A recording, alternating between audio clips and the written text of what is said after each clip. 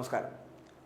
ലോകമെമ്പാടുമുള്ള ക്രൈസ്തവ സമൂഹം കഷ്ടാനുഭവ ആഴ്ചയുടെ അനുഭവത്തിലേക്ക് കടന്നിരിക്കുകയാണ്. ഇനിയുള്ള ദിവസങ്ങൾ പെസഹാവ്യാഴം, ദുഃഖവെള്ളി, അതിനുശേഷം പ്രത്യാശയുടെ ഉയർപ്പ്, ഇതൊക്കെയാണ് മുന്നിലുള്ളത്. അപ്പോൾ ഈ ആഴ്ചയിൽ സാധാരണ ആരാധനാലയങ്ങളും ഒപ്പം തന്നെ വിശ്വാസികളുമൊക്കെ വലിയ പ്രാർത്ഥനയുമായി പള്ളികളിലൊക്കെ തന്നെയാണ്. അങ്ങനെ ഈ ഒരു കഷ്ടാനുഭവ ആഴ്ച എത്തുമ്പോൾ മാത്രം എല്ലാവരും ഒത്തുകൂടുകയും ഇത്തരത്തിലുള്ള ആരാധനാലയങ്ങളിൽ പ്രാർത്ഥനയും ഉപവാസവുമൊക്കെ കഴിയുന്ന കാഴ്ചയുമൊക്കെയാണ് നമുക്ക് കാണാൻ കഴിയുന്നത്. പക്ഷെ പലപ്പോഴും തമ്മിൽ തല്ലും അക്രമങ്ങളും അടിപിടിയുമായി നടക്കുന്ന പുരോഹിത വൃന്ദത്തെ പലപ്പോഴും നമുക്ക് കാണാൻ കഴിഞ്ഞിട്ടുണ്ട് പല പള്ളികളിലും ആരാധനാലയങ്ങളിലും. പക്ഷെ അവരൊക്കെ വളരെ പെട്ടെന്ന് ഈ കഷ്ടാനുഭവ ആഴ്ച എത്തുന്നതോടുകൂടി വലിയ ഉപദേശങ്ങളും ഉപവാസങ്ങളും പ്രാർത്ഥനകളും ആരാധനയുമായി മുന്നിലെത്തുന്നു എന്നുള്ളതാണ് ഏറ്റവും വലിയ പ്രത്യേകത. ഇതെങ്ങനെയാണ് ഇത്രയും പെട്ടെന്നൊരു മാറ്റമുണ്ടാകാൻ ഈ പൗരോഹിത്യർക്ക് കഴിയുന്നത് എന്നുള്ളത് ഒരു വലിയ സംശയമായി നിലനിൽക്കുന്നു. ഇങ്ങനെ മാറ്റിയെടുക്കുവാൻ അല്ലെങ്കിൽ ഇങ്ങനെ മാറി വരുവാൻ ഇവർക്ക് കഴിയുമോ? ഇതൊരു മാജിക്കാണോ?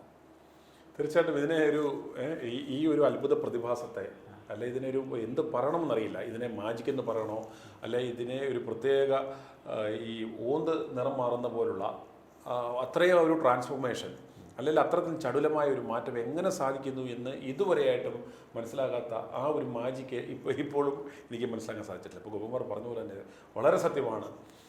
ഇപ്പോൾ ഈ കഷ്ടാനുഭവ ആഴ്ച കഴിഞ്ഞാൽ ഇവരെല്ലാം പെട്ടെന്ന് നിന്ന നിപ്പിലങ്ങ് മാറും. അവരുടെ ആ മോടങ്ങ് മാറുകയാണ്. എല്ലാവരും വളരെ ഭക്തിസാന്ദ്രമായ ഒരു തരത്തിലേക്ക് മാറുന്നു. അവരുടെ സംസാര രീതി മാറുന്നു. പ്രാർത്ഥന, ഉപവാസം, പള്ളിയുമായിട്ട് ബന്ധപ്പെട്ട എല്ലാ കാര്യങ്ങളിലേക്കും പോകുന്നു. അതുവരെ കണ്ട വ്യക്തിയെയല്ല. എന്നാൽ ഈ ബാക്കിയുള്ള യേശുക്രിസ്തു തൻ്റെ ജീവിതത്തിലൂടെ യേശുക്രിസ്തു കാണിച്ചു തന്ന ആ ഒരു മാർഗം ഒരു കഷ്ടാനുഭവ ആഴ്ചയിലേക്ക് മാത്രമാണോ, ആ ഒരാഴ്ച കാലത്തേക്ക് മാത്രമാണോ എന്ന് നമ്മൾ സംശയിച്ചു പോകും. ഈ സഭാധ്യക്ഷന്മാർക്ക് എന്തൊക്കെ ഉപദേശങ്ങളാണ്. നമ്മൾ പത്രമാധ്യമങ്ങൾ എടുത്തു കഴിഞ്ഞ് കഴിഞ്ഞാൽ ഈ നമ്മൾ തന്നെ ഞെട്ടിപ്പോകും. എടാ, ഇവർ തന്നെയാണോ ഈ ഉപദേശം തരുന്നത്? നമ്മൾ ഞെട്ടിപ്പോകുന്ന തരത്തിലുള്ള ഉപദേശങ്ങളും ആഹ്വാനങ്ങളും പ്രഖ്യാപനങ്ങളും ഒക്കെ ആയിട്ടാണ് ഓരോ ദിവസവും കടന്നു പോകുന്നത്. അതിന് ഒരു ഉദാഹരണം പറയാവുന്നത്, കഴിഞ്ഞ ദിവസം മലയാള മനോരമയിൽ ഓശാന ദിനത്തിൽ ഒരു ധ്യാനചിന്ത എന്ന പേരിൽ ഒരു കോളം വരികയുണ്ടായി. ഓർത്തഡോക്സ് സഭയുടെ അധ്യക്ഷൻ്റെ മത്തായി മൂന്നാമിൻ്റെ ഒരു ധ്യാനചിന്തയാണ് ഒരു പ്രത്യേക കോളമായി കൊടുത്തത്.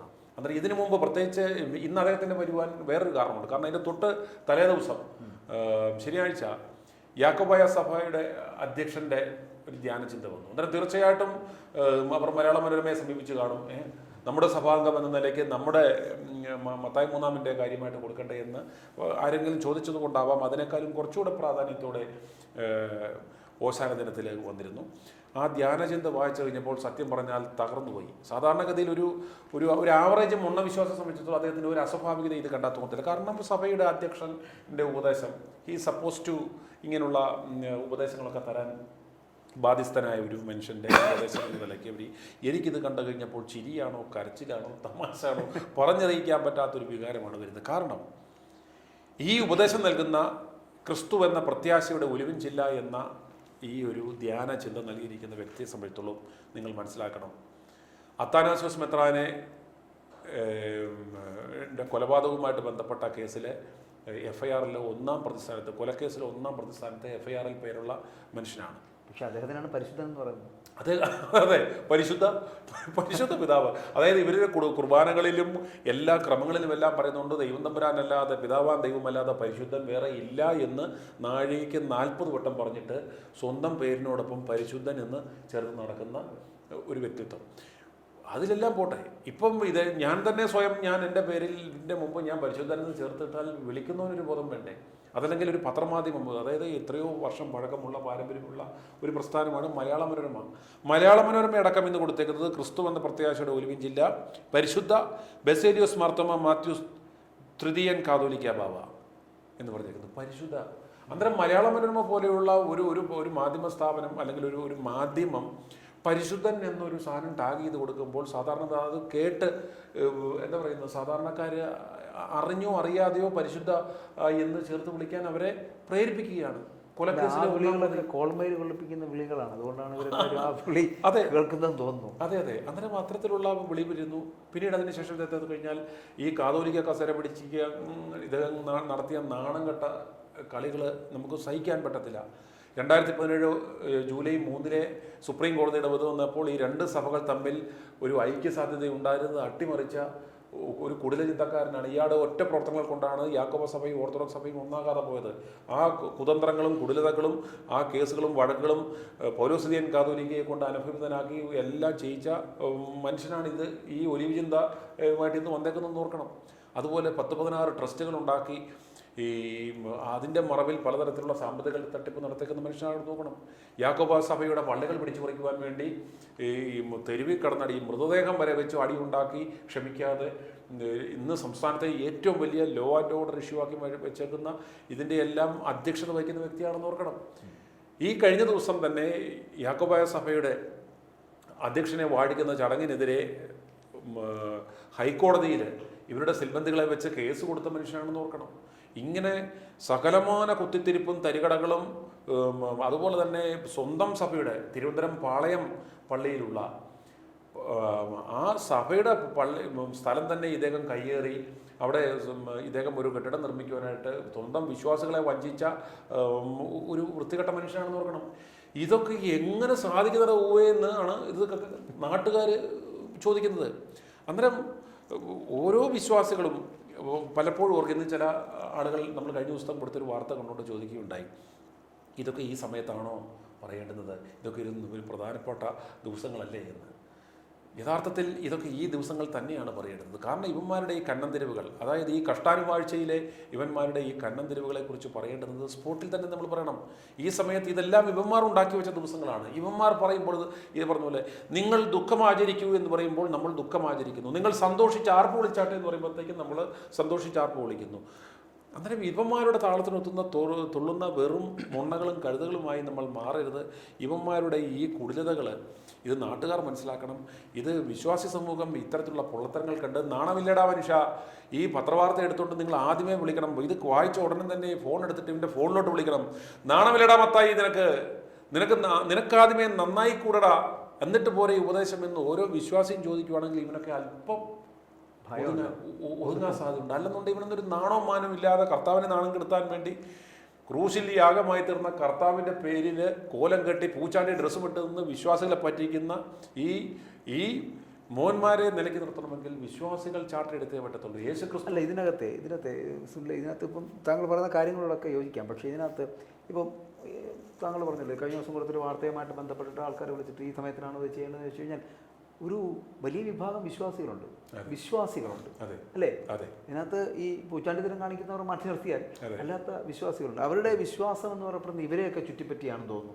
അതുകൊണ്ടായിരിക്കണം ഈ വിശ്വാസം എന്ന് പറയുന്നത് ഇപ്പോൾ പെസഹാവ്യാഗം, ദുഃഖവെള്ളി, അത് കഴിയുമ്പോൾ ഈസ്റ്റർ എന്നൊക്കെയല്ലേ പറയുന്നത്. അപ്പോൾ ഇത് ഈ പറയുന്ന മഹാന്മാരുണ്ടാക്കി വെച്ചതാണോ അതോ അല്ലാതെ വിശ്വാസികൾക്ക് ഇതിനകത്ത് വിശ്വാസം ഉണ്ടായത് അങ്ങനെയാണെങ്കിൽ? ഇപ്പം വിശ്വാസം നമ്മളിപ്പോൾ ആദ്യമേ തന്നെ ഒരു കാര്യം ക്ലാരിഫൈ ചെയ്യാം. ഒന്ന്, നമ്മൾ വിശ്വാസത്തിനെതിരല്ല.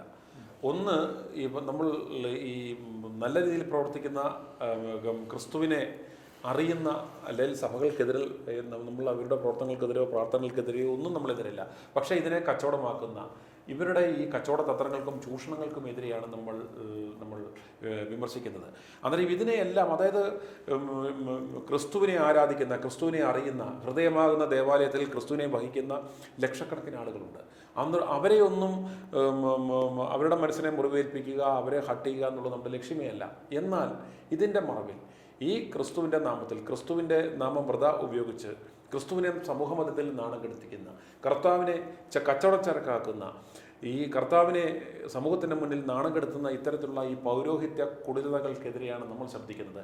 ഇവരിൽ നിന്നും ജാഗ്രത പാലിക്കൂ. Keep away from this kinds of ഈ റിലീജിയസ് ഫ്രോഡലൻസ്.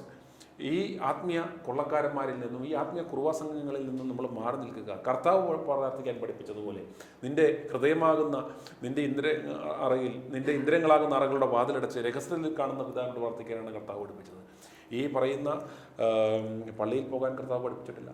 കർത്താവ് ഒരു സഭ സ്ഥാപിച്ചിട്ടില്ല. ഇത്തരത്തിലുള്ള ഈ ആത്മീയത, ഈ പൗരോഹിത്യ വർഗത്തിൻ്റെ പ്രസക്തി തന്നെ കർത്താവ് നശിപ്പിച്ച് കളഞ്ഞതാണ്. ഏറ്റവും കൂടുതൽ ക്രിസ്തു ഏറ്റവും മോശം ഭാഷ ഉപയോഗിച്ച്, വളരെ ശക്തമായ ഭാഷ ഉപയോഗിച്ച് വിമർശിച്ചത് ഈ പൗരോഹിത്യ വർഗത്തെയായിരുന്നു. ചാട്ടവാർ ഉപയോഗിച്ച് എൻ്റെ പിതാവിൻ്റെ ആരാധനാലയം നിങ്ങൾ കച്ചവട കേന്ദ്രമാക്കുന്നു എന്ന് പറഞ്ഞ് അടിച്ചോടിച്ചത് വ്യക്തിയാണ് കർത്താവ്. അന്നേരം അതുകൊണ്ട് തന്നെ ഓരോ വിശ്വാസിയും ചാട്ടവാർ എടുക്കണം ഇത്തരത്തിലുള്ള ഈ ആത്മീയ കച്ചവടക്കാരന്മാർക്കറിയാം. അന്നേരം അതിന് അവരെ പ്രാപ്തരാക്കുക, അത്തരത്തിലുള്ള ഒരു അവബോധം നൽകുക എന്ന ലക്ഷ്യത്തോടു കൂടിയാണ് നമ്മൾ നൽകുന്നത്. തീർച്ചയായിട്ടും. അതായത് ഈ കഷ്ടാനുഭവ ആഴ്ച എന്ന് പറയപ്പെടുന്ന കാലത്ത് മാത്രമല്ല ഇങ്ങനെയുള്ള അല്ലേ ഈ ഈ പറയുന്ന വചനം കൊടുക്കേണ്ടത്, അല്ലെങ്കിൽ ഈ വചന പ്രഘോഷണങ്ങൾ നടത്തേണ്ടത്, ആരാധന നടത്തേണ്ടത്, അല്ലെങ്കിൽ ഇങ്ങനെയുള്ള ഉപദേശങ്ങൾ നൽകേണ്ടത്. ഇതിൽ നിന്നൊക്കെ മാറി ചിന്തിക്കേണ്ട സമയം, അതായത് ഒരു കുഞ്ഞു പിറന്ന് ജീവിതം തുടങ്ങി അതിൻ്റെ അന്ത്യം വരെയും അല്ലേ ക്രിസ്തു പറഞ്ഞിട്ടുള്ളത് പോലെ സ്നേഹിക്കുക, അന്യരെ പറ്റുമെങ്കിൽ സഹായിക്കാൻ ശ്രമിക്കുക എന്ന് പറയുന്ന തരത്തിൽ അല്ലേ പരോപകാരം ചെയ്യുക. ഈ വ്യർത്ഥമായ ഈ പറയുന്ന ഇവരുടെ ഈ താരിപ്പുകളും ഈ കൂതാശകളും ഈ ശുശ്രൂഷകളൊന്നും കർത്താവ് ഉണ്ടാക്കിയതല്ല. ഈ വ്യർത്ഥമായ, ഈ അർത്ഥരഹിതമായ ഇത്തരം അതരവ്യായാമങ്ങൾ കൊണ്ടും ഇത്തരം ചവിട്ടുനാടങ്ങൾ കൊണ്ടും ഇത്തരം പരിപാടികൾ കൊണ്ടും നേട്ടമുണ്ടാകുന്നത് ഈ പറയുന്ന പൗരോഹിത്യ വർഗത്തിന് മാത്രമാണെന്ന് വെക്കുക. നമ്മുടെ പ്രവൃത്തിയിലൂടെ കർത്താവ് എന്താണ് കാണിച്ചു തന്നത്? കുരിശിൽ യാഗമായി തീർന്നതിലൂടെ സ്വന്തം ജീവനെ നമ്മുടെ പാപത്തെ പ്രതി സ്വന്തം ജീവനെ യാഗമായി നൽകിയ ആ ക്രിസ്തുവിൻ്റെ പിൻപറ്റുന്ന വിശ്വാസികളെ സംബന്ധിച്ചിടത്തോളം അവർക്ക് മാതൃകയാകേണ്ടുന്നത് ഈ സഭാ അധ്യക്ഷന്മാരെന്ന് പറയുന്നത്. ഈ പ്രവൃത്തിയില്ലാത്ത ഉപദേശവുമായി നടക്കുന്ന ഇവന്മാരുടെ ഈ പൊള്ളത്തരങ്ങളെയാണ് നമ്മൾ വിമർശിക്കുന്നത്. ഒരിക്കലും ക്രിസ്തുവിനെയോ വിശുദ്ധ വേദപുസ്തകത്തെയോ നമ്മൾ വിമർശിക്കുന്നില്ല. ഇത്തരം ഈ ക്രിസ്തുവിനെ അറിയാത്ത, വചനം വായിക്കാത്ത, ഈ കോലക്കെട്ട ഡ്രസ്സും നടത്തി ഇവരാണ് ക്രിസ്തുവിൻ്റെ അനുയായികൾ എന്ന് പറഞ്ഞ് വിശ്വാസികളെ കബളിപ്പിച്ച് പറ്റിച്ച് നടക്കുന്ന, ഇതിൻ്റെ മണ്ടയിൽ പലതരത്തിലുള്ള ചൂഷണങ്ങൾ നടത്തുന്ന ഈ ആത്മീയ കൊള്ളക്കാരന്മാർക്കെതിരെയാണ് നമ്മൾ സംസാരിക്കുന്നത്. അതാണ് അതുകൊണ്ട് വിശ്വാസികൾ മനസ്സിലാക്കേണ്ടത്, നിങ്ങൾ ഈ പറയുന്ന പൗരോഹിത്യ ഇവർ ഉണ്ടാക്കിയ ഈ ഇവന്റ് മാനേജേഴ്സ് ഉണ്ടാക്കിയ ഇത്തരം ഇവൻ്റുകളിൽ മാത്രമല്ല നമ്മൾ കർത്താവിനോട് അടുക്കേണ്ടത്, ദൈവത്തെ അറിയേണ്ടത്. അതല്ലെങ്കിൽ ക്രിസ്തു കാണിച്ചു തന്ന ആ മാർഗത്തിലൂടെ ജീവിക്കേണ്ടത്. നമ്മുടെ ജീവിതത്തിലുടനീളം നമ്മുടെ 365 ദിവസവും ക്രിസ്തുവിനെ അറിഞ്ഞ് ജീവിക്കുന്നവരായാൽ മാത്രമേ, അതാണ് ക്രിസ്തു കാണിച്ചു തന്ന മാർഗം. ശരിയാണ്. അപ്പോൾ നമുക്ക് അത്തരത്തിൽ തന്നെയാണ് ഈ ദിവസം, ഇപ്പോൾ ഈ പറഞ്ഞ പോലെ നമ്മൾ ഇനി അങ്ങോട്ടുള്ള ദിവസങ്ങളെന്ന് പറയപ്പെടുന്ന ഇതാണല്ലോ ഈ കഷ്ടാനുഭവ ആഴ്ചക്കാലമാണല്ലോ. ഈ ആഴ്ചക്കാലം മാത്രമല്ല, ഇനി വരുന്ന കാലങ്ങളും, അല്ലെങ്കിൽ ഞാൻ ആദ്യം പറഞ്ഞ പോലെ ഒരു കുഞ്ഞ് ജനിച്ച് മരിക്കുന്നത് വരെയുള്ള കാലഘട്ടങ്ങളിൽ അവർക്ക് എങ്ങനെയാണോ ജീവിക്കാൻ കഴിയുന്നത്, അത് ഈ കഷ്ടാനുഭവ ആഴ്ചക്കാലങ്ങളിൽ നിങ്ങൾ എങ്ങനെയാണോ ജീവിക്കുന്നത് അത്തരത്തിൽ ജീവിക്കുക എന്ന് തന്നെയാണ് നമ്മൾ ചിന്തിക്കേണ്ടത്. അല്ലെ അത്തരത്തിൽ പറഞ്ഞു ചേർക്കുന്നതായിരിക്കും നല്ലത്. കാരണം യേശു ക്രിസ്തു പറഞ്ഞിട്ടുള്ളതാണ്, ഈ പറഞ്ഞ പോലെ നമ്മൾ സ്നേഹിക്കാൻ പഠിക്കുക. സ്നേഹവും ദയയും കാരുണ്യവും ഉണ്ടെങ്കിൽ, അല്ലെങ്കിൽ പരോപകാരവും ചെയ്യാൻ കഴിയുന്നുണ്ടെങ്കിൽ അത് ദീർഘകാലം തുടർന്നുകൊണ്ടിരിക്കുക. അല്ലാതെ ഒരു കഷ്ടാനുഭവ ആഴ്ചക്കാലത്ത് മാത്രം ഈ പുരോഹിതന്മാർ നൽകുന്ന ഉപദേശങ്ങൾ സ്വീകരിക്കുന്നതുകൊണ്ട് വലിയ കാര്യമൊന്നും ഉണ്ട് എന്ന് തോന്നുന്നില്ല. അല്ലെ ഈ പൗരോഹിത്യ വൃന്ദത്തിൻ്റെ സ്ക്രിപ്റ്റ് അനുസരിച്ച്, അല്ലെങ്കിൽ അവരുടെ പഠിപ്പിക്കലുകൾ അനുസരിച്ച് താളം ചവിട്ടേണ്ടവരല്ല വിശ്വാസി സമൂഹം എന്ന് മനസ്സിലാക്കുക. അതിലെല്ലാം ഉപരി ക്രിസ്തുവിനെ അറിഞ്ഞ് നമ്മൾ നമ്മുടെ ജീവിതത്തിൽ ക്രിസ്തു കാണിച്ചു തന്ന മാർഗം പ്രാവർത്തികമാക്കി മുന്നോട്ട് പോവുക. ഈ ആത്മീയ കച്ചവടക്കാർ നമ്മളെ ചൂഷണം ചെയ്യാതിരിക്കട്ടെ. തീർച്ചയായിട്ടും അത്തരത്തിൽ തന്നെ നമുക്ക് പറഞ്ഞ് അവസാനിപ്പിക്കേണ്ടി വരും. കാരണം ഈ പറയുന്ന പോലെ പുരോഹിതന്മാരുടെ അടിമകളായി തീരാതിരിക്കട്ടെ, യേശുവിൻ്റെ അടിമകളായി മുന്നോട്ട് പോകാൻ കഴിയട്ടെ, അല്ലെങ്കിൽ യേശുവിൻ്റെ പാത പിന്തുടർന്ന് മുന്നോട്ട് പോകാൻ കഴിയട്ടെ. അതായിരിക്കണം ഈ കഷ്ടാനുഭവ ആഴ്ചക്കാലത്ത് നമുക്ക് നൽകുന്ന അല്ലെങ്കിൽ നമ്മൾക്ക് നൽകാൻ കഴിയുന്ന ഒരു ഉപദേശവും. അതെ, നമുക്ക് ഇത് പറഞ്ഞ് അവസാനിപ്പിക്കുമ്പോൾ, അല്ലെങ്കിൽ ഇത് അവസാനിപ്പിക്കുമ്പോൾ നമുക്ക് ഇങ്ങനെ തന്നെ പറയാം. അതായത് പുരോഹിതന്മാരുടെ അടിമകളാകാതെ, അല്ലെങ്കിൽ സഭകൾക്ക് അടിമപ്പെടാതെ ക്രിസ്തുവിൻ്റെ മാർഗം എന്താണോ, ക്രിസ്തു എന്താണോ പറഞ്ഞതെന്നുള്ളത്, ആ ക്രിസ്തുവിൻ്റെ മാർഗത്തിലൂടെ മുന്നോട്ട് പോകുവാനുള്ള ഒരു ശ്രമം എല്ലാ വിശ്വാസികളും നടത്തും. i2i News, an eye for truth.